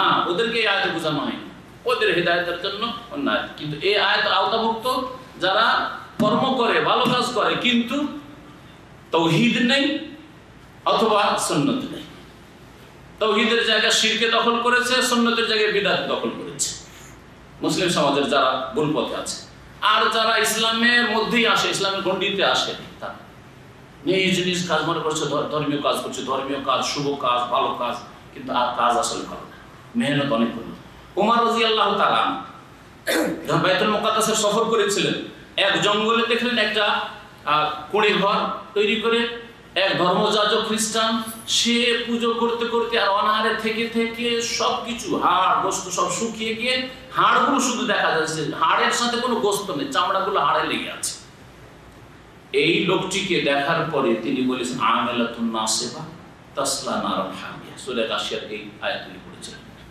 আমেলা কর্মকারী, নাসিবা কঠোর পরিশ্রমকারী অনেকে হবে, তাসলা নারান হামিয়া জ্বলন্ত আগুনে প্রবেশ করবে। তাহলে যারা বনে জঙ্গলে 5 দিন 7 দিন ঢুকে থেকে গেল না খেয়ে, যারা বলে জিকির খেয়ে বছর এতদিন খাইনি, খাওয়া দাওয়ার প্রয়োজন হয়নি, গাছের মধ্যে গিয়ে ঢুকে গেল, কি হলো না হলো এসব কিচ্ছা কাহিনী। আমেল কত কঠোর পরিশ্রম করেছে, মেহনত করেছে, লাভ দিয়ে উঠে গেছে, সামিয়ানার উপর না কিছু প্যান্ডেলের উপর লাভ দিয়ে উঠে গেছে। আমেলাতুন নাস, মেহনত করেছে, পরিশ্রম করেছে, তাসলা নারান, নবী করিম সাল্লাল্লাহু আলাইহি সাল্লাম সাহাবায়ে কেরাম খোলাফায়ে রাশিদিন তরিকায় করেনি, সেজন্য জ্বলন্ত আগুনে, উত্তপ্ত আগুনে তারা প্রবেশ করে। এই আয়াত পাঠ করেছিলেন ওমর রাদিয়াল্লাহু তাআলা। এরকম দৃশ্য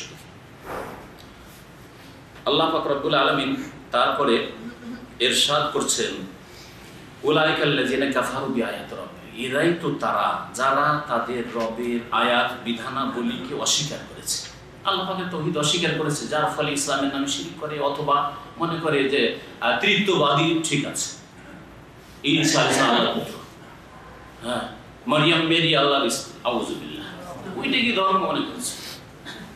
সুলির পূজা করেছে, ওর মাধ্যমে ও জান্নাত চায়, দেবদেবীর পূজা করে ওর মাধ্যমে জান্নাত চায়, গাছের পূজা করে, গঙ্গা যমুনার পূজা করে ওর মাধ্যমে জান্নাত চায়, ঢেলা পীরের পূজা করে ওর মাধ্যমে জান্নাত চায়।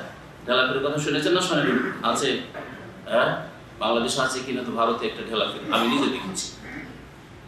আমার শিক্ষকতার কালে ওই এলাকায় জলসা টলসা যেত, এক জলসা থেকে আসছি গরুর গাড়িতে, গ্রাম অঞ্চল তো গরুর গাড়িতে আসছি, মাঠে দেখি একটা গাছের তলে অনেক ঢেলা উঁচা আছে, কি ব্যাপার এই গাছের তলে, যেন যেমন ওই হিন্দুদের থানগুলো থাকে, কিন্তু মুসলিম এলাকা, এটা আবার কেমন বলছে, এটা হচ্ছে ঢেলা পীরের রাস্তা। আর তেনাপীর, তেনাপীর শুনেছেন? হ্যাঁ, তেনাবাদ, তেনাবাদ তো নিজামুদ্দিন আউলিয়ার মাজার তেনাবাদে দিয়েছে মহিলা, শিখ এসেও বাঁধছে, হিন্দু মহিলাও বাঁধছে, মুসলিম মহিলা যারা খবর পূজারী তারাও বাঁধছে, তেনা বাঁধছে। মনে আশা করুন, আমি একটা যদি ওই জালিতে, মাজারের জালিতে যদি একটা তেনা বেঁধে দিতে পারি তাহলে কাজ হয়ে গেল। নবী করিম সাল্লাল্লাহু আলাইহি সাল্লামের কবরের কাছে এসে জালিতে তেনা বাঁধতে পাই না, দরখাস্ত আরজি করতে পারে না। এই জন্যই তো সৌদি আরবের দুশমন সমস্ত পৃথিবীর বিদাতীরা, এই জন্য শত্রুতা। আর করবো সবচেয়ে বড় শত্রুতা এটা, এখানে খাই দেয়, এখান থেকে রিয়াল ডলার নিয়ে যায়, এদের শত্রু। কেন? এত সুখে শান্তিতে কোথাও তো ইনকাম করতে পারে না, তারপরে শত্রু এরা, শুধু এই জন্য যে অন্য জায়গায় তারা বাঁধতে পারি, অন্য জায়গায় একটা ঢালা ফেলে মনের আশা পূরণ হয়, এইখানে করে কিছু করতে পারি না। এই শত্রুতা, আকীদার শত্রুতা, এই হচ্ছে সবচেয়ে বড় শত্রুতা। আর আকীদার বাঁধন সবচেয়ে বড় মজবুত। সহি আকীদা সারা পৃথিবীর মুসলিমকে এক বাঁধনে বাঁধতে পারে। জাপান থেকে শুরু করে, অস্ট্রেলিয়া থেকে শুরু করে আমেরিকা, কানাডা পর্যন্ত আমরা এই বাঁধন ইন্নামাল মুমিনুনা ইখওয়া, মুমিনরা পরস্পর ভাই। যেখানকার হোক না, কোনো তারতম্য নেই, কোনো পার্থক্য নেই, দেশি বিদেশি রং আলাদা, কোনো পার্থক্য নেই। এটা হচ্ছে ইসলাম। সবচেয়ে মজবুত বাঁধন হচ্ছে এই বাঁধন। আল্লাহ পাক রব্বুল আলামিন ইরশাদ করেছে, উলাইকাল্লাযিনা কাফারু বিআয়াতি রাব্বিহিম, এরাই তো তারা যারা তাদের রবের, তাদের প্রতিপালকের আয়াতকে, বিধানাবলীকে অস্বীকার করেছে। ওয়া লিকাই, তার সাক্ষাৎকে তারা অস্বীকার করেছে। যারা কাফের মুশরিক তারা অনেকে আল্লাহর সাক্ষাৎকে অস্বীকার করেছে। আজকাল যারা একেবারে পেট নিয়ে ব্যস্ত, নেতৃত্ব নিয়ে ব্যস্ত, তাহলে আল্লাহ, পরকাল, আখিরাত বলে সারা জীবনটা চলে যায়, চিন্তা হয় না। দুনিয়াদার মানুষ, ব্যবসায়ী, শুধু ব্যবসায়ী বুঝে, ঘুমায়ও স্বপ্ন দেখে ব্যবসার কথা বলে। দেখেছেন না? দেখেন না? আপনার স্কুলের ছেলে যদি ইংলিশ মিডিয়াম পড়ে তো ইংলিশ কথা বলবে, আর যদি আরবি মিডিয়াম পড়ে আরবিতে কথা বলবে। আপনারা না বুঝলে আমি বুঝি। আমার ছেলেগুলো আরবি মাদ্রাসায় পড়ে, স্বপ্ন দেখে তখন আরবিতে কথা বলছে। আমাদের সাথে সবসময় বাংলা বলছে, কিন্তু স্বপ্ন দেখে আরবিতে কথা বলছে। কি কি আর কথাটা এই ছেলেটা এখন ইংলিশ মিডিয়ামে ওই ইঞ্জিনিয়ারিং শুরু করেছে। মাঝে মধ্যে ছেলেগুলো, আমি টিউশন অন্য ছেলেরা এসে বলে যে আপু, বড় ভাই ইংলিশ বলছে, ঘুমের অবস্থা ইংলিশ বলছে। কারণ ওকে ইংলিশ 1 বছর ইংলিশ শেখা তার জন্য বাধ্যতামূলক করে দিয়েছে, 4 ঘন্টা করে ডেলি ইংলিশ। সেই জন্য ও এখন স্বপ্নে ইংলিশ বলছে। তাহলে যে ব্যবসায়ী পেট পূজারি, ও পেটের কথা বলবে না তো কি বলবে বলে? আর ওই অবস্থায় মত হবে না তো? এটাই ছিল আজকের জুমার খুতবার বিষয়, খতিবের। খুব ব্যবসার কথা। খতিব একটা উদাহরণ বললেন যে এক ব্যবসায়ী, শুধু পেট পূজারি ব্যবসায়ী, আর এদের সংখ্যা বেশি দুনিয়াতে। ও মওতের সময় লোকেরা কালিমা লা ইলাহা ইল্লাল্লাহ বলছে, যে একটু লা ইলাহা পড়ে, তালকিন করছে, লা ইলাহা ইল্লাল্লাহ পড়ে, লা ইলাহা ইল্লাল্লাহ পড়ে, লা ইলাহা ইল্লাল্লাহ বলছে, লাক্কিনু মাউতাকুম, লা ইলাহা, নবী করিম সাল্লাল্লাহু আলাইহি ওয়াসাল্লাম হাদিস, লা ইলাহা ইল্লাল্লাহ স্মরণ করিয়ে দাও। তখন ও বলছে, এটা সস্তা, এটা সস্তা, এই মালটা ভালো, এটা অমুক দেশের। আরেকজন মদখোর, মদখোরের মতের সময় তাকে আশেপাশের লোকেরা কালেমা পড়তে বলছে, আপনজনরা কালেমা পড়তে বলছে, আর বলছে যে ইশরা ওয়াসকিনি, খতিব সাহেব এভাবে বললে, ইশরা ওয়াসকিনি, হ্যাঁ, মানে তুমিও পান করো, আমাকে দাও, তুমিও পান করো, আমাকে দাও। বিড়ি সিগারেট আল্লাহকে দেখেছেন? বিড়ি সিগারেট আল্লাহকে ছোটকালে তামাশা বিষয়, সে কি করছে, ওই জন মজুর গুলো বিড়ি খাচ্ছে, দূরে দেখতাম কি করছে।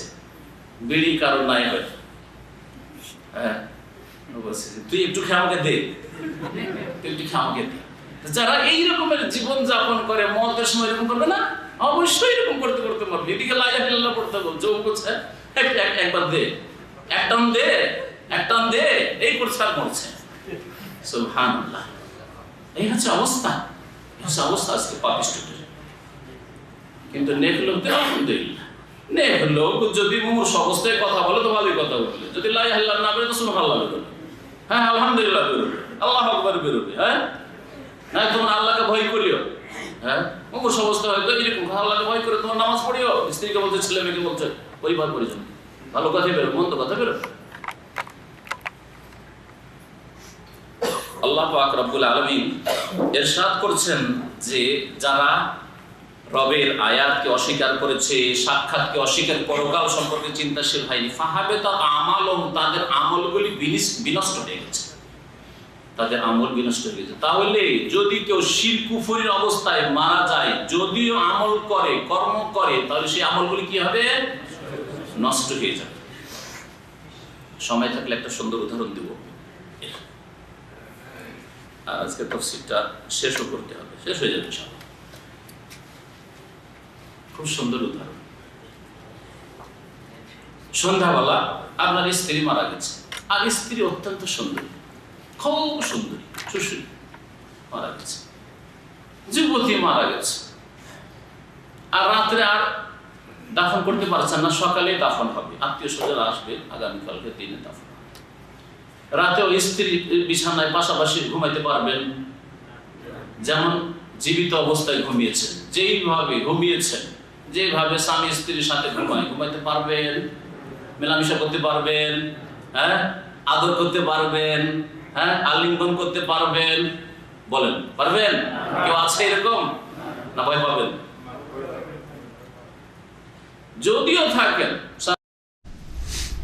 তাদের জন্য কোনো দাঁড়ি পাল্লাই কায়েম করবো না। তাহলে তারা যারা শিরকের অবস্থায় মারা গেছে, কুফরি করে, ইসলামের এমন স্পষ্ট বিষয়কে অস্বীকার করে মারা গেছে যেটা অস্বীকার করলে মুমিন থাকে না, অথবা আল্লাহর তৌহিদে শিরক করে মারা গেছে, অন্তরে মুনাফিকি নিয়ে মারা গেছে, অন্তরের মুনাফিকি, আল্লাহ পরকালে আসলে বিশ্বাস নেই, কিন্তু জাতিতে মুসলমান, মুসলিম দেশে বাস করি, মুসলিমদের সাথে থাকি, সুতরাং তাদের সাথে মিলেমিশে থাকতে হবে, তাকে নিয়ে আসা হবে। মোটাসোটা মানুষ, অনেক ওজনের মানুষ, 120 কিলো, 30 কিলো, 40 কিলো ওজন হয়তো, মোটা মোটা মানুষদেরকে নিয়ে আসা হবে। আর তাদের ওজন আল্লাহর কাছে, তাদের মূল্য আল্লাহর কাছে একটা মাছির ডানার সমান থাকবে না। 120 কিলো 30 কিলোর মানুষ আর একটা মাছির সমান মূল্য আল্লাহর কাছে তার হবে না। ওয়াকরাউন তোমার পড়ে দেখো এর প্রমাণ, ফালা নকিমুল লাহুম ইয়াউমাল কিয়ামাত, তাদের কোনো মূল্যায়নই করব না, তাদের কোনো ওজন হবে না, তাদের নেকির ওজন হবে না, আর তাদের ব্যক্তিত্বের কোনো মূল্য হবে না। কত জাদরের লোক ছিল, প্রভাবশালী লোক ছিল দেশে, এলাকায়, ফালা নকিমুল লাহুম ইয়াউমাল কিয়ামাতি ওয়াজনা। দুনিয়ার হিরো ছিল, কিয়ামতের নির্দেশ জিরো, কোনো ওজন তার থাকবে না। যালিকা জাযাউহুম জাহান্নাম বিমা কাফারু, এই তাদের প্রতিদান বদলা কেন, যা হচ্ছে জাহান্নাম, জাহান্নাম তাদের প্রতিদান। যালিকা জাযাউহুম জাহান্নাম, এই হচ্ছে লোক যার প্রতিদান হচ্ছে বা যাদের প্রতিদান হচ্ছে জাহান্নাম। কেন? বিমা কাফারু, তাদের কুফরির কারণে। শিরক কুফরি, নাস্তিকতা কুফরি, মুনাফিকি, বড় মুনাফিকি হচ্ছে কুফরি, আকীদার মুনাফিকি। জি, ওয়াত্তাখাযু আয়াতি ওয়া রাসূলি হুজুয়া, আর আমার আয়াত বিধানাবলীকে আর আমার রাসূলগণকে ঠাট্টা মজাক করেছে, বিদ্রূপ করেছে, এই জন্য এদের এই শাস্তি। ইন্নাল্লাযীনা আমানু ওয়া আমিলুস সালিহাত, পক্ষান্তরে যারা ঈমান নিয়ে এসেছে, বিশ্বাসী হয়েছে আর সৎকর্মশীল হয়েছে, কানাত লাহুম জান্নাতুল ফিরদাউসে নজুলা, তাদের জন্য জান্নাতুল ফিরদাউসে, ফিরদাউসের বাগান সমূহে আতিথ্যের ব্যবস্থা করা হয়েছে, মেহমান নওয়াজির ব্যবস্থা করা। নজুলা, এখানে আল্লাহ পাক নজুলা বলেছেন। কাফেরদের মেহমানি জাহান্নাম আল্লাহ বলেছেন, তাদের মেহমানখানা, আর মুমিনদের মেহমানখানা হচ্ছে জান্নাতুল ফিরদৌস। আল ফিরদৌস এটা হচ্ছে জান্নাতের সর্বোচ্চ স্তর, যেমন নবী করিম সাল্লাল্লাহু আলাইহি ওয়াসাল্লাম বলেছেন। খালিদিনা ফিহা, সেখানে চিরকাল থাকবে, কোনো ভয় নেই যে কখন এক্সিট লেগে যাবে, কখন আর একামার ইনভলভ হবে না, ওইরকম কোনো ভয় নেই। হ্যাঁ, কখন কোম্পানি রেড হয়ে যাবে, এইসব কোনো ভয় নেই, কখন মালিক অসন্তুষ্ট হয়ে যাবে না। আল্লাহ বলবেন যে ওহিল্লু আলাইকুম রিজওয়ানি, আমি তোমাদের ওপর আমার সন্তুষ্টিকে অবধারিত করে দিয়েছি, ফালা আসখাতু আলাইকুম আবাদা, কখন আর নারাজ হব না, সুবহানাল্লাহ, কখন আর নারাজ হব না তোমাদের ওপর। জান্নাতীদের মাঝে আল্লাহ পাক রব্বুল আলামিন ঘোষণা করে, আল্লাহ যেন আমাদের সকলকে জান্নাতুল ফিরদৌস দান করেন। খালিদিনা ফিহা, সেখানে চিরকাল বসবাস করে, লা ইয়াবগুনা আনহা হিওয়ালা, সেখান থেকে স্থানান্তরিত হওয়া তারা কামনাই করবে না, চাইবে না। দুনিয়াতে এক জায়গায় যতই সুখে থাক না কেন এঘামি চলে আসে, বলেন এঘামি বলেন না আপনারা? হ্যাঁ, বিরক্তি চলে আসে। একই রকম যতই ভালো খান না কেন বিরক্তি চলে, ডেলি ডেলি গোস্ত খেতে পারবেন, ডেলি ডেলি পোলাও খেতে পারবেন, বিরিয়ানি কখনো পারবেন না। হ্যাঁ, যারা যতই মানে সুখে থাক না কেন একই রকম জীবনে এঘামি চলে আসে, বিরক্তি চলে আসে, এই জন্য তারা আমোদ ফুর্তি করতে, ভ্রমণ করতে যায়, একটু ফিরে আসি, রিল্যাক্স হয়ে আসি। হ্যাঁ, তাই না? একই রকমের ডিউটি করে করে করে আর ভালো লাগে না এই ডিউটি করতে, মনে হচ্ছে একটু ভিন্ন কিছু হইতো তো ভালো হইতো, নতুনত্ব আসতো, এটা মানুষের স্বভাব। জি, আল্লাহ পাক রব্বুল সৃষ্টিগত স্বভাব মানুষের মধ্যে রেখেছেন। জান্নাতে এই স্বভাব থাকবে না, জান্নাতে এত পাবে যা কল্পনার বাইরে, সেজন্য আর যাবে কোথায়? ওইসব কল্পনাতে আসবে না যে আরও কোথাও গেলে কিছু ভালো পাবো, না, কল্পনাতে লা ইয়াবগুনা আনহা হিওয়ালা। তারপর আল্লাহ পাক রব্বুল আলমিনের প্রশংসা, গুণগানমূলক বাণী লিখা সম্পর্কে আল্লাহ বলছে, সারা পৃথিবীর সমুদ্রকে কালি বানিয়েও যদি আল্লাহ পাকের প্রশংসামূলক বাণী লিখা শুরু হয়, আল্লাহ পাকের গুণগান লিখা শুরু হয়, আল্লাহ পাকের নাম সিফাত লিখা শুরু হয়, শেষ করতে পারবে না। কুল, হে নবী জানিয়ে দাও, লাউ কানাল বাহরু মিদাদাল লিকালিমাতি রব্বি, যদি সমুদ্রগুলি সবগুলি কালি করে দেওয়া হয় আমার রবের বাণীসমূহ লিখার জন্য, লানাফেদাল বাহার, সমুদ্র শেষ হয়ে যাবে, সমস্ত সাগর শেষ হয়ে যাবে। আল্লাহ পাক রব্বুল সূরা লোকমানে বলেছেন, ওয়ালাউ আন্না মা ফিল আরদি মিন শাজারাতিন আকলাম, আর সমস্ত গাছকে যদি কলম বানানো হয়। তো দুই আয়াতের সমন্বয় করেন, এক আয়াত আর এক আয়াতের তাফসীর করেন।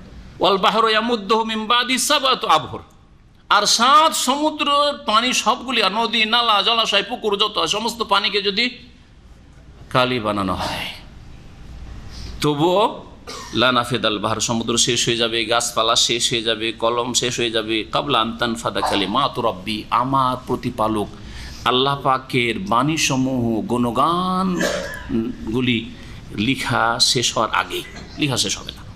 ওয়ালাউ জিনা বিমিসলিহি মাদাদা, যদিও এই যতগুলি সাগর পৃথিবীতে মহাসাগর আছে আর পানির স্থল আছে, হ্যাঁ, এইরকম আরও সাহায্য সহযোগিতা মদদের জন্য অনেকগুলি নিয়ে আসি, তারপরে আল্লাহ পাক রব্বুল আলমিনের গুণগান, বাণী, হামদুসানা লিখে শেষ করা যাবে না। আল্লাহ পাকের কাজ, এক একটা জিনিস নিয়ে চিন্তা করে তো আল্লাহ পাক কত সূক্ষ্ম খবর, আল্লাহ পাকের খবর রাখাটা নিয়ে চিন্তা করেন, আল্লাহ পাকের শোনাটা নিয়ে চিন্তা করেন, আল্লাহ পাকের রক্ষণাবেক্ষণ হেফাজত নিয়ে চিন্তা করেন, আল্লাহ পাকের রিজিক যে পৌঁছাচ্ছেন এইসব নিয়ে চিন্তা করেন।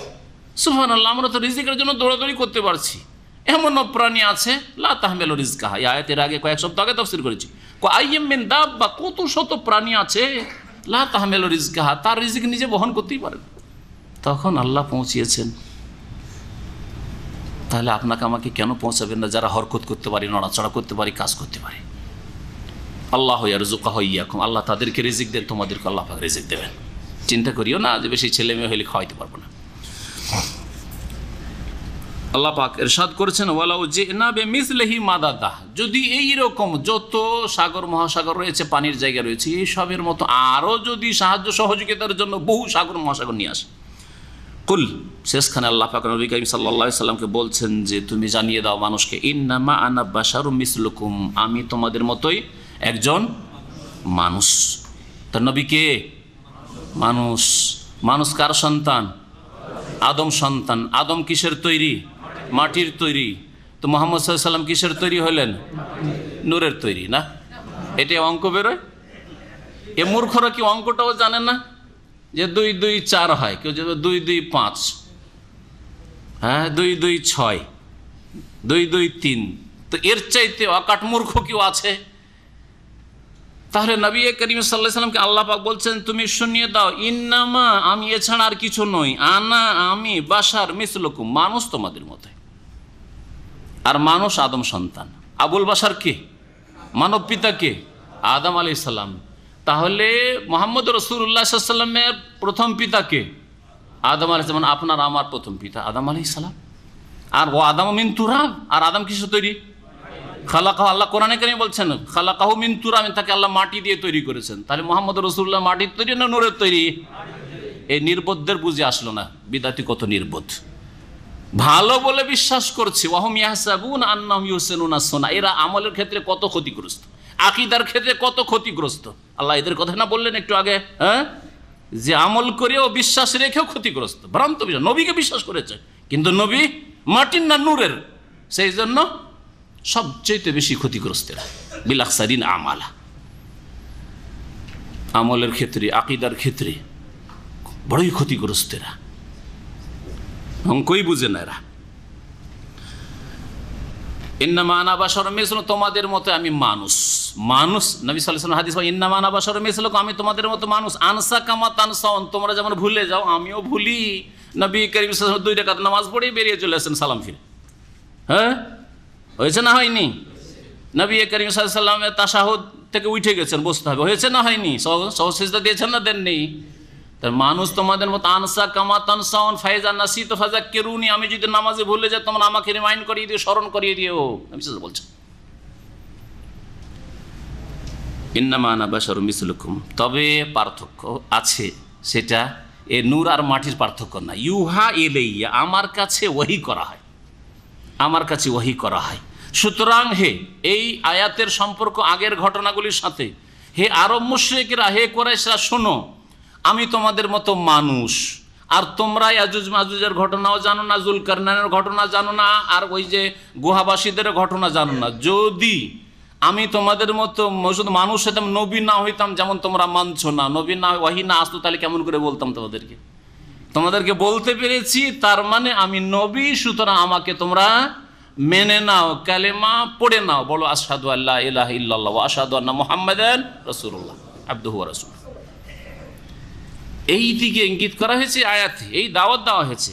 তোমাদের মতো আমি মানুষ, তাহলে কি করে আমি বলতে পারলাম? তোমরা কেন বলতে পারো না জুলকারনের ঘটনা? তোমরা কেন গুহাবাসীর ঘটনা জানো? আমি যখন বলতে পারলাম, ইউহাই, আমার উপর ওহী হয়, আমার উপর যখন ওহী হয় তখন আমি হলাম নবী, আমি যখন নবী তখন আমাকে মানো, আমার প্রতি ইমান নিয়ে আসো, কালেমা পড়ো। ইউহাই ইলাইহি আন্নামা ইলাহুকুম ইলাহু ওয়াহিদ, যে তোমাদের মাবুদ, তোমাদের উপাস্য, তোমাদের ইলাহ এক ও একক, ইলাহু ওয়াহিদ, এক ইলাহ, এক মাবুদ, দুই নেই। আল্লাহ পাক এক ও একক, আল্লাহ পাক তার কাজে এক, তার ইবাদত বন্দেগীতে এক, তার নাম গুণাবলীতে এক। এই হচ্ছে তৌহিদ, তৌহিদের তিন প্রকার। ফামান কানা ইয়ারজু লিকা রাব্বিহি, সুতরাং কেউ যদি তার প্রতিপালকের সাথে সাক্ষাতে আশাবাদী হয়, আল্লাহর সাথে সাক্ষাৎ হবে, আল্লাহর কাছে জবাবদেহি করতে হবে, আল্লাহর কাছে ভালো অবস্থায় গেলে, ঈমান নেক আমলের অবস্থায় গেলে জান্নাত পাবো, সুখ পাবো, চিরকাল সুখী হব, এই যে আশা যার আছে, ফালি আমাল আমালান সালিহা, সে যেন ভালো কাজ করে।